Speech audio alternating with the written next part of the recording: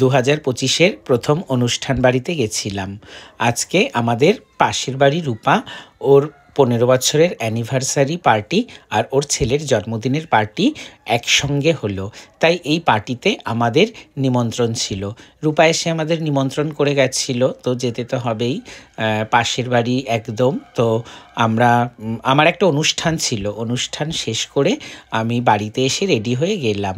ওদের ওখানে গিয়ে খুব সুন্দর সুন্দর খাবার, সুস্বাদু খাবার, লুচি, আলুর দম, ফিশ ফিঙ্গার, রাইস, তারপরে হচ্ছে গিয়ে চিকেন কষা, স্যালাড, চাটনি, পাঁপড়, মিষ্টি, কত কি। এত খাবার আমি কোনো অনুষ্ঠান বাড়িতে গিয়ে খেয়ে পারি না। তাই খুব অল্প পরিমাণে একটু রাইস নিয়েছি, চিকেন নিয়েছি, ফিশ ফিঙ্গার নিয়েছি, আর কিছু নেইনি। চিংড়ি মাছ নিয়েছিলাম, চিংড়ি মাছটা খেতে খুব ভালোবাসি আমি, আর আমার বউ, আমরা দুজনে গেছিলাম।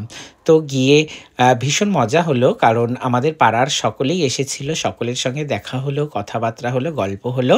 আমরা খাওয়া দাওয়া শেষ করে বাইরে এলাম। বাইরে এসে একটু বাইরে দাঁড়িয়ে ছবি তুললাম, ভিডিও করলাম। খুব সুন্দর করে সাজিয়েছিল, সেগুলো আমরা একটু দেখছিলাম, এনজয় করছিলাম। তোমাদের কেমন লাগলো ভিডিওটা জানিও।